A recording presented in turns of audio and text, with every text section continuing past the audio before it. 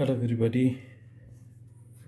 This is a course uh, on research and publication ethics. Redundant publications, duplicate and overlapping publications, salami slicing. This is the module that we will learn today, we'll discuss in this class. Now, I would like to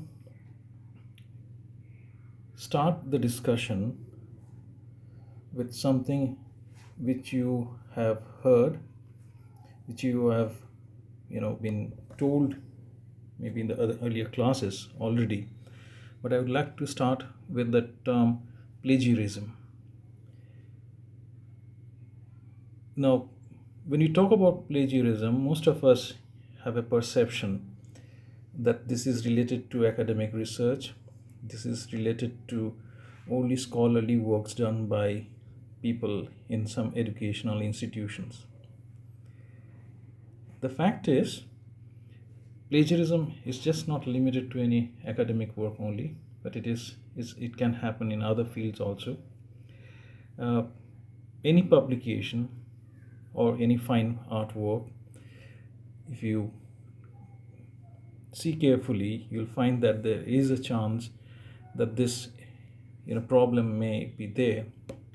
Uh, for example, web content developer, people who actually write for the HTML pages, uh, print journalist, lyricist, composers, law clerks, and speech writers.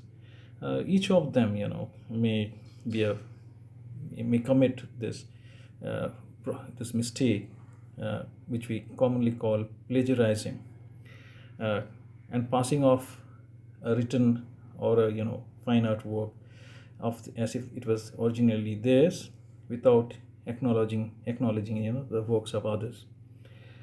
Now, in this course, we will limit ourselves to the plagiarism that happens in the academic research and publications. So we'll begin with the scenario. Let us understand, where we say that if somebody writes a letter, a term paper, a dissertation, field report, thesis, article, and so on, they cannot guarantee, each of us cannot guarantee that the sentences that we have written is unique, in the sense that they were never written before. What I mean to say is this, that when you write an article of, say, some thousands of words, some few pages, you cannot say that each and every sentence has never been written before. So if someone writes over here, sun rises in the east, I think millions of people have written that sentence, sun rises in the east. The question is, if we write something which was written earlier by somebody, does it mean we are committing plagiarism? Now, plagiarist theorists, that means people who actually study this problem, people who research on this problem, they have a definition for it, a very rigid, I will say, definition for this problem, where they consider plagiarism to have occurred only when a scholarly work fails to satisfy the expectation of genuine, original scholarship. Plagiarism, in essence, means violation of expectation of original work. Okay, now what does it mean? It means when you are expected to write something original, to produce something original, and if you are not doing that, that is when plagiarism takes place. Okay, so if somebody asks me to, in a student of class 3 or 5 is asked to write a small paragraph on their school, and each student in the examination writes the same paragraph, same words, okay, that is not plagiarism. Plagiarism is a problem where you actually, don't satisfy the expectation of original scholarship. That means when you're expected to write something original, when you don't do that, you are committing plagiarism.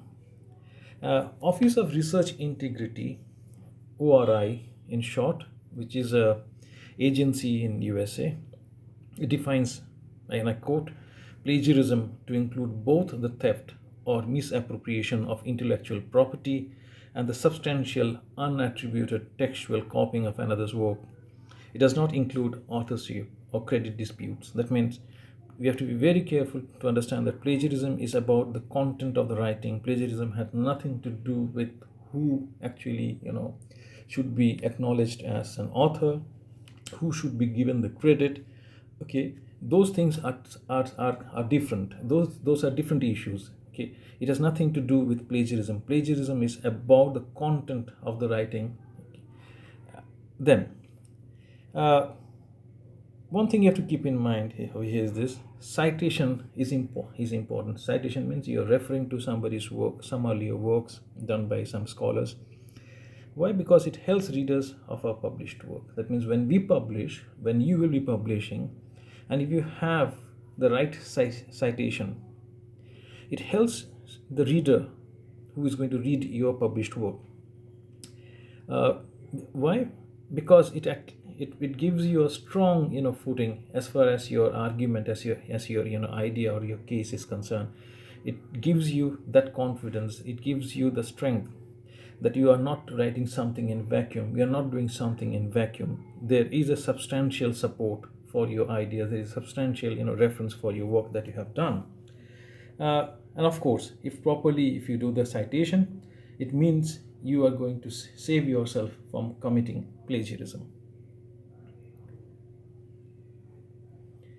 The second issue that I will be taking up in this discussion is why we need sources in academic writing. Harris, in 2017, he identifies four important, reasons why we need to provide sources for our academic writing. One thing you have to understand: academic writing without reference is not a research publication. So you can write an essay, you can write a few pages, and if it doesn't have adequate support in terms of citation references, that doesn't qualify as a research publication. It never does. So therefore, when you are publishing and without any proper citations or references, it doesn't qualify as a research publication. Now, what are the four important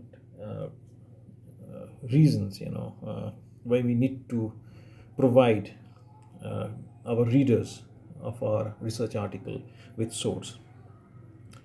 First, source provide context to academic writing. So what it means is that your idea, that your argument, that your analytical approach to the problem is not built up in a vacuum. There is at least a scholarly writing and scholarly knowledge that is already there. You are building upon on it. So it means it is something which is of interest to the academic world. Okay. So when scholars analyze and express their idea with adequate reference, it provides a background which helps to logically build up the argument. So referencing is therefore important to provide context to an academic writing.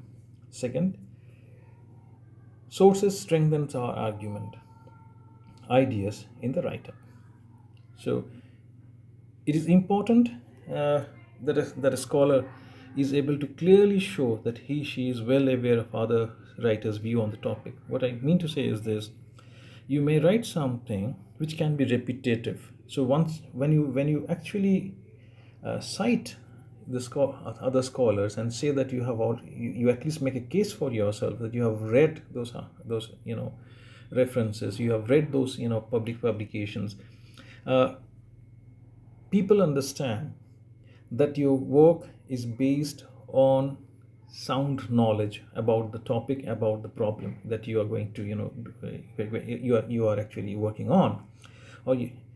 So it is important that when we publish, we actually show our ability, or we show that we have done enough background study, we have done enough of study, and we know the position, okay, of the various scholars, okay, what are the schools of thought, on the subject. So we know that very clearly. We will then only be able to make our own case, and then we can identify the contribution that we are likely to make in the research. One thing I would suggest is that you need to do close referencing, because if you have a close referencing in your writing, it helps the scholar to substantiate their argument. So if you want to strengthen your argument, you need to provide enough sufficient references for your ideas. But please understand, repeat the citation, the quality of the citation, that means the quality of paper, the articles that you are referring will always matter. So if you are referring to good write-ups, good articles, which is widely acknowledged by scholars, it will actually strengthen your paper. The quality of your writing will improve, and that is what sources do. The next point over here is sources help to develop ideas. It is that means it not only strengthens an idea but also helps to develop ideas. What it mean to say is this: we are more or less aware of this concept called gap in literature. So the gap in literature actually you can only identify when you have a good review of the literature. What it means is, once you have done a good study about the issue, you will be able to develop your own idea, and then try to address those gaps that you have identified. So it is important to actually have a good source or references when you're building up your argument, so that you can also get a direction of your research. You can also understand where you can contribute and make your work relevant in the academic world. So it also reflects the volume of reading and documents consulted by the writer to develop their idea. So naturally, how serious you are, okay, how seriously you have done your work, it is reflected by the volume of I will say reading that you have done, and the documents that has been consulted. It doesn't matter, it means one thing you have to keep in mind: the quality of the documents and the readings that you have done will of course will always be counted when somebody wants to make a review or assess your quality of work. So this is it. The next point over here is this: sources help to identify the debate in literature. So this is important. Once you have a clear perception about the literature, you'll be able to identify how the same problem has been approached by various group of scholars. What are the different arguments to the same problem. Okay? So it helps you to understand the debate in that research issue. If you are able to clearly bring that out in your discussion, in your review of the past work, uh, it actually shows, that means you have really understood the issue that you're handling. You have mastered the idea. So therefore your writing will always be appreciated more than anybody's else. The next is uh, what constitutes academic plagiarism. That means, when do you say that plagiarism has occurred, it has taken place? What constitute academic plagiarism? Now, Doherty, in his article in 2018, he identifies four conditions which leads to plagiarism. Uh, a trivial appropriation of words, images, or formulas. That means you just take down from somebody's work. It is not limited to some I will say text. That means not limited to words only. It can also be the image. So somebody has drawn a schematic diagram, or has drawn an image. to explain his or her argument, and you just take that down in your own writing, uh, or you're using a formula which he or she has contributed to understand a relationship between some dependent and some dependent and some explanatory variables. Then what happens is you are actually creating a problem. The problem over here is plagiarism. So with inadequate credit to the source original publication, so you don't provide enough credit. Inadequate credit means you just try to ignore or hide the original publication, or the person who was really been the pioneer of this idea, or maybe that argument, or maybe those formulas or images.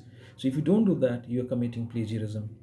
uh, and then the third thing is you are creating an impression on the readers that as if your work is original when it is not. So it is to generate an appearance of originality is again plagiarism when it is not. And the fourth is in a discrete item belonging to the scholarly record. That means you just take down from here and there and try to assemble it. So you're bringing in a paragraph from here and a paragraph from there, and you're trying to make it into a continuous right into a writing. But what you're doing is you're actually doing some cut and paste type of work. So that is again is a uh, problem in the publication. That means what we call plagiarism. Now there are two broad way of looking into this into this problem. uh, what Doherty tells us is that means either you have a permissive approach or you have a restrictive approach. uh, Copying of text that contains no original core ideas should not be treated as plagiarism. That means if I'm copying something from somewhere which is not an original idea, which is not a core idea of that paper, which core idea means the main idea of that paper or the main argument of that paper, of that writing, it should not be treated as plagiarism. So this is called a permissive approach. It is only when a substantial portion in terms of quantity and quality has been appropriated that plagiarism is said to have occurred. So here I will say it's more liberal, and the permissive approach is more liberal in the sense, okay, fine, if you have done some copying, but it in any way is not a theft of the original idea, or you are not copying down or not taking down the core ideas of the other scholars, then it is okay, it is permissible, you can do that. This is the permissive approach. The other one, which is the restrictive approach, in case of restrictive approach, any amount, less or more, it doesn't matter whether you are doing it for one sentence, or you are doing what do you call it, a paragraph, it doesn't matter, of appropriation in terms of quality and quantity should be considered as plagiarized. So it is very very very, the definition is very restrictive in the sense that nothing can be done. You don't have any liberty of taking down somebody's writing. Yeah? It doesn't matter whether the idea is original or it is a core idea, it doesn't matter, but you cannot do that.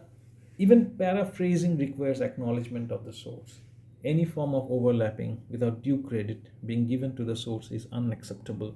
So in the restrictive approach, it is unacceptable for people, uh, why? Because you cannot do anything, you cannot copy anything, it doesn't matter.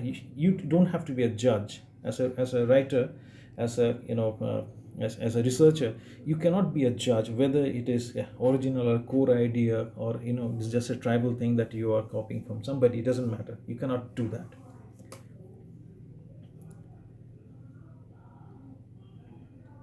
Now this is what we will come over here, because there is the permissive school, you can say, leads to this argument. uh, should we judge plagiarism based on the premise of mens rea? What does this term mens rea means?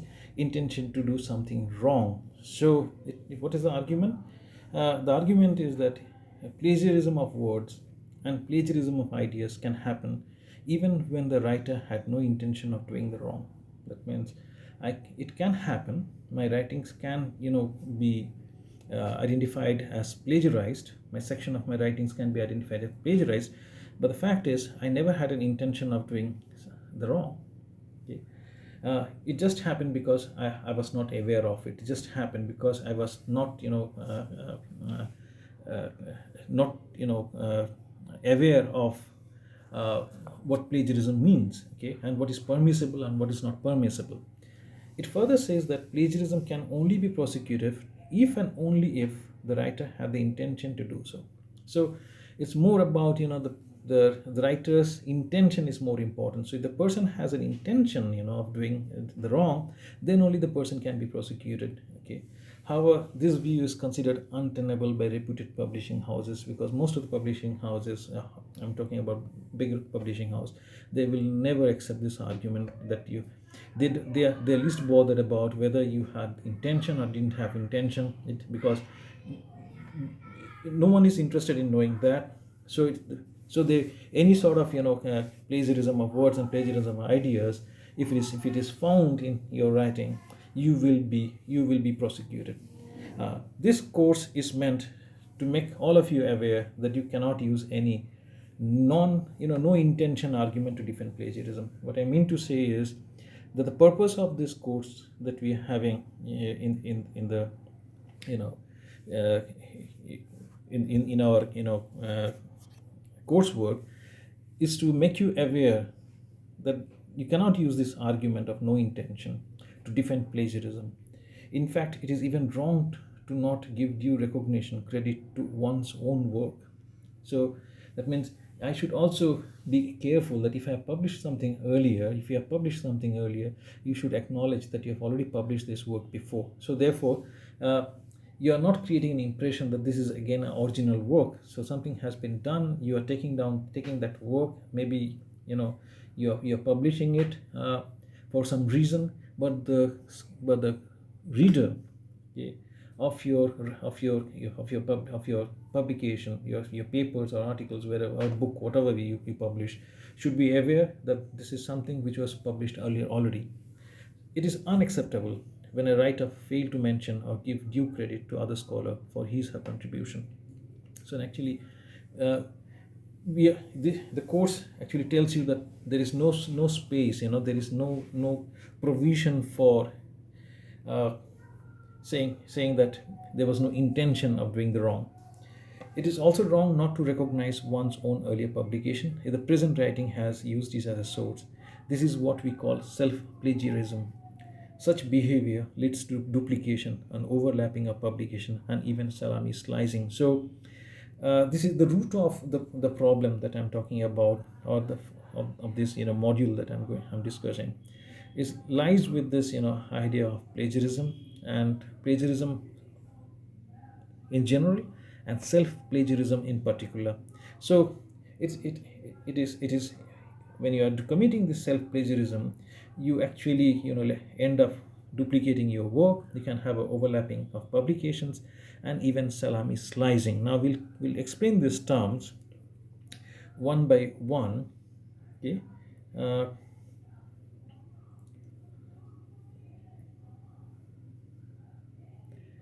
so what is duplicate publication? International Committee of Medical Journal Editors, in its guideline to identify duplicate publication, states it is usually defined as a publication which overlaps substantially with one that has been already published. So this is the definition that International Committee of Medical Journal Editors, accept. A, a substantial part of the earlier writing is used without any reference to the earlier publication. So you're writing something uh, which you have already published somewhere, and you're not referring to the earlier publication. It means you are actually duplicating, right? So it is not a new, something which you are publishing. It's not the original work which you are publishing. The work may be yours, but you are still duplicating. It has been noticed that such practice involves a publishing of the same writing in multiple journals. So I can publish in a journal in India, I publish in a journal somewhere in an African country. I again publish that in a Latin American country. So it is publishing the same writing in multiple journals. Okay. Sometimes what people do is people write in one language in one journal and publish it in another language in another journal without uh, acknowledging the previous writer. And this is again a duplication of publication. Number B, adding data to the earlier write-up to create an overlapping publication. What does it mean? Say, for example, you are working on a time series and you have taken a data from say 1970 to 2000, and you have published your paper sometimes around 2004, right? And then in 2015 or 2020, what you do is this: you add from another 10 years or 15 years of data that you have collected, and then you create another paper. Okay, right? So this is also duplication because you are not adding anything, you are just increasing the volume of some data, or and you are doing the same analysis, you are doing the same exercise, and you are publishing it. So that is not acceptable. It is, unless of course unless you just make it very clear in your writing that this is an exercise which you have already done earlier, but here you are adding some new data, and your result shows something, some new findings, right? uh, it is also found in such cases: number one, the arrangement of authors are changed. That means how duplication publication takes place. uh, so one is the arrangement of authors are changed. So if you have five authors who have published a paper earlier, so the first now author becomes maybe the third, and the fourth one becomes the first author in the paper. So the arrangement of the authors are changed and the publication takes place. So people will not recognize. So what happens is, instead of say Choudhury et al, it becomes some I will say Shorkar et al. So that is how the arrangement is changed. Title of the publication is changed. So the next thing that people most likely they do is they change the title of the publication. That means some sort of change in the title is done and it is published. And number three, some changes in the method are done to create an impression of a new study. So ornamental changes largely. It is not a very genuine change in method, but some ornamental change in the method is done, and to create an impression that this is a new study which has a lot of new findings, and therefore this paper is original and contributes uh, to the academic world. uh, Plagiarism of word is easier to identify. This is something you should all of us we know this, okay? uh, because there are a lot of softwares which allow us to check. And today, of course, anywhere you submit something for publication, the first thing that the publisher does is to run your writing in a anti-plagiarism software to identify the extent of or plagiarism, if it is there, or if the write-up is original, and then accordingly they have their policy. uh, okay. But in case of duplication which involve plagiarism of ideas, it is difficult to identify the publications. It is really it is not so easy to uh, identify plagiarism of ideas. Plagiarism of words is easier. However, softwares are being increasingly used to locate and identify the problem. There is a lot of softwares, a lot of methods of indexing that helps to actually identify if there is plagiarism of ideas by the scholars, by any researcher who is publishing his or her work.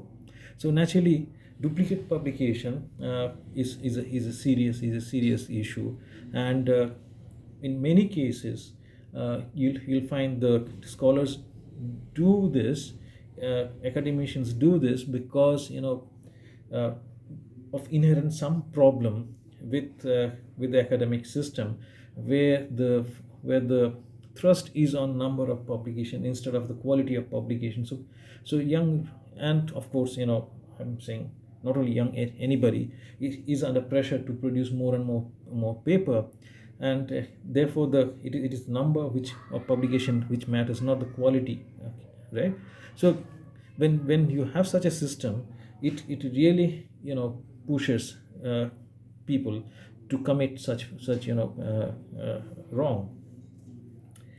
The next thing that we'll take up is, why should we be concerned about duplication? That means, is it really a serious problem that we need to be concerned of? Uh, so there are two main reasons to be concerned about duplication. Uh, One, it will inflate the number of studies without adding to the knowledge base. So you are actually, publishing something which actually is not adding to the knowledge base. So the contribution of that publication is nil. It doesn't contribute anything to the knowledge base. This can mislead policy decisions, how we may treat a patient, create wrong perception. Such publication may also create doubt about an effective drug used for treatment.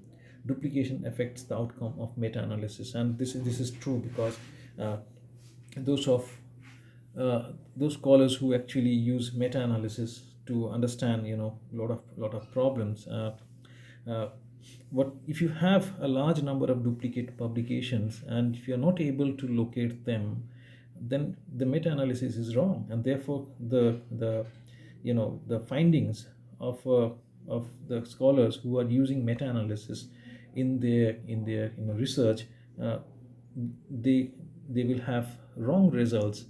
Okay? And this is not their fault. Those scholars are not at fault.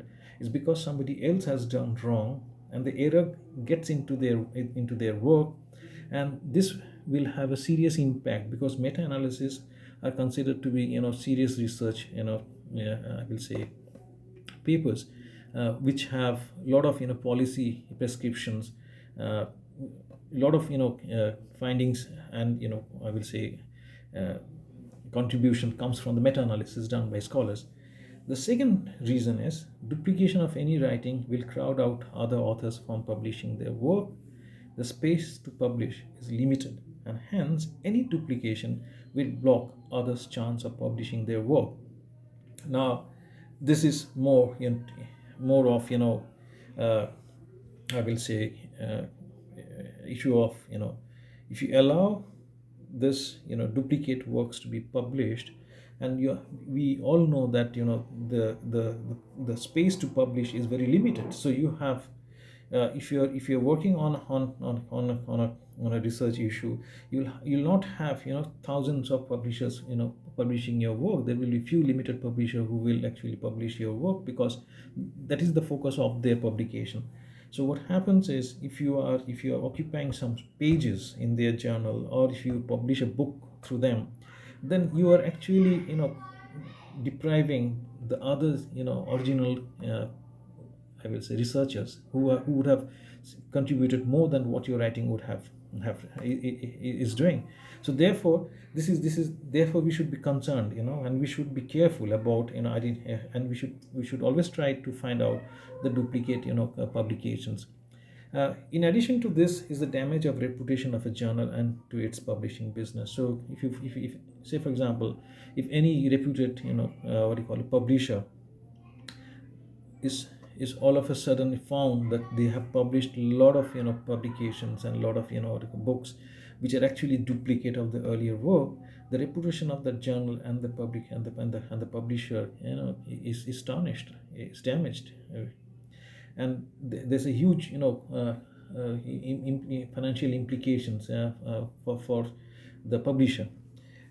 It if you are publishing something which we call duplicate, then it also has other implications, like you're increasing the workload of reviewers and editors. So the reviewers and editors actually review and edit and do the editing job, uh, which is actually a redundant something, which otherwise is not adding to the stock of knowledge.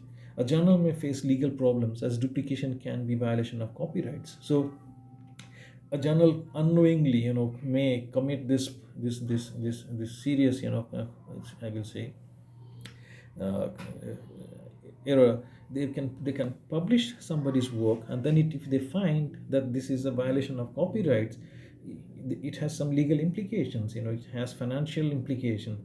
So therefore, every publisher is very concerned about duplicate publications.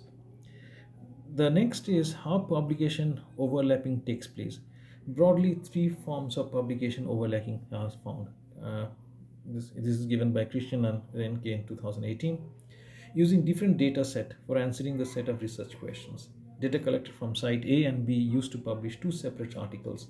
So you have uh, data which you collected from two sites, and then you use it to produce two different separate articles, using a part of the data to publish separate articles. So data collected from the same experiment or from a location is then divided into two or more set to publish separately. This is more commonly known as salami slicing or piecemeal publication. So what you do is this: your one publication, instead of doing one publication, a whole the whole study should be reported in a publication.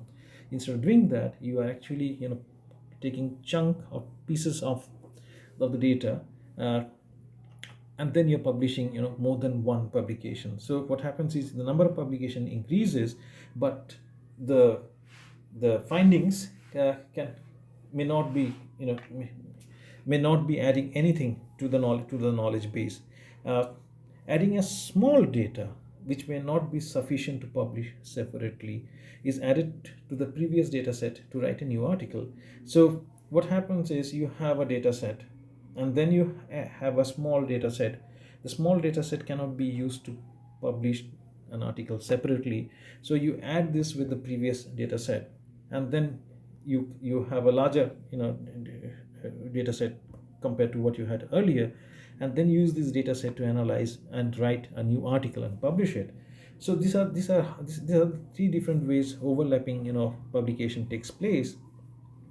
uh, so example is, you collect data from few more respondents or data from few more vaccine trials, and then claim it to be a new data set for a publication.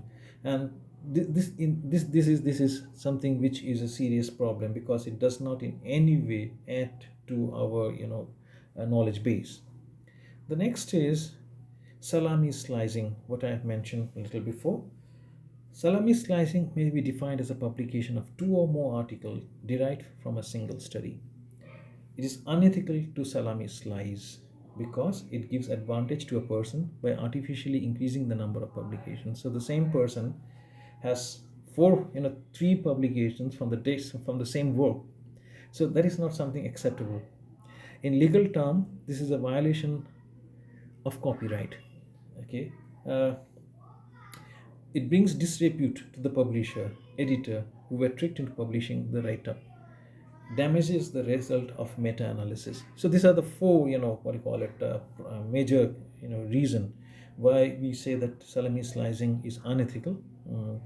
And you have to keep this in mind, that the damage it does to your own, it may do to your own reputation.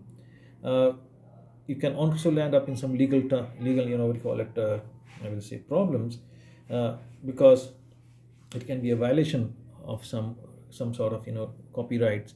And then it not only affects the person who is publishing unethically, it also brings to disrepute the publisher, editor, uh, who may who were actually, sometimes, in many cases, are found to have been tricked into publishing the write-up.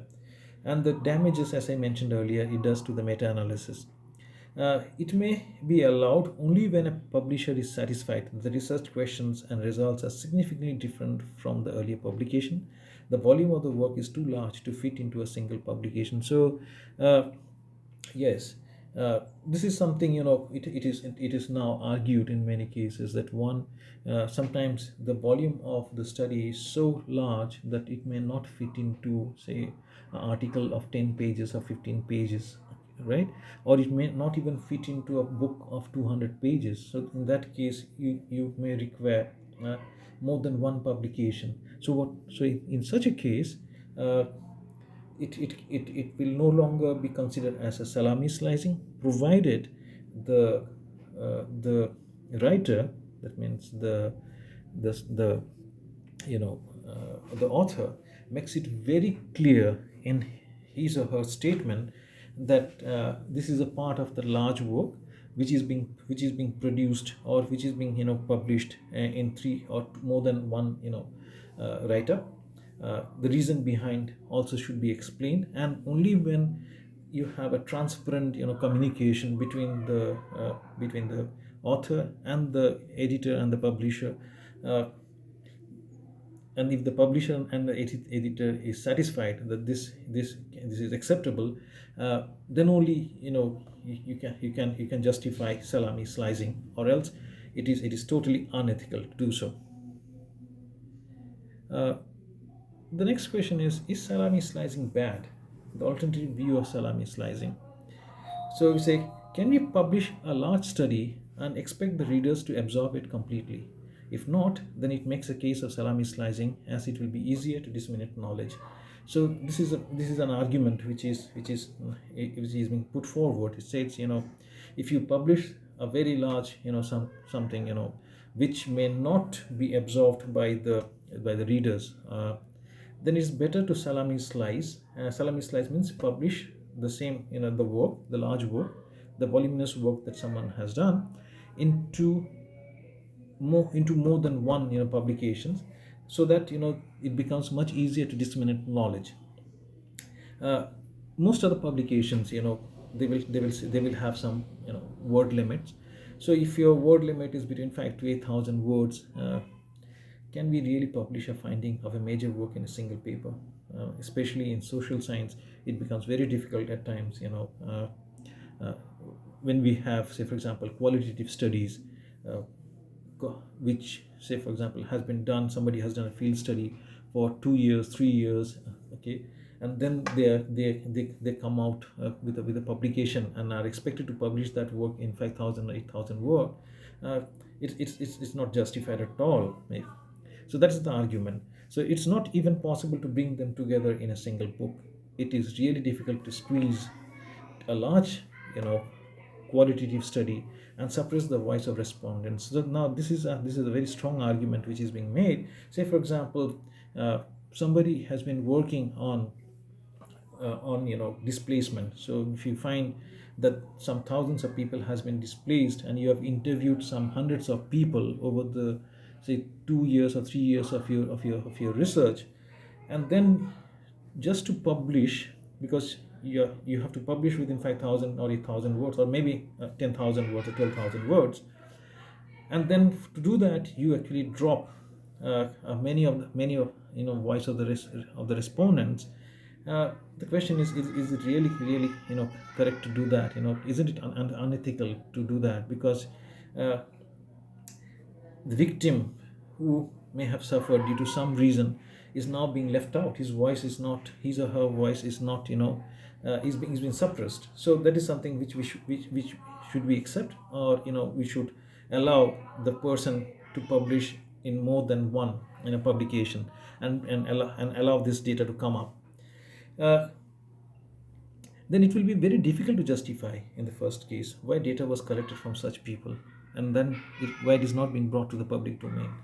Because you want a large data set, okay, and then you have a large data set, and then you don't allow the data to be to be brought to the public domain, then that is not correct. It's not ethical, right? So this is the argument which actually Apple makes in his study. What should we do?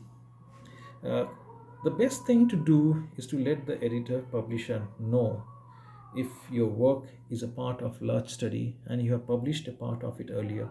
This will help the authors to be transparent and save them from loss of face in later date. So naturally, transparency is something which is always advised.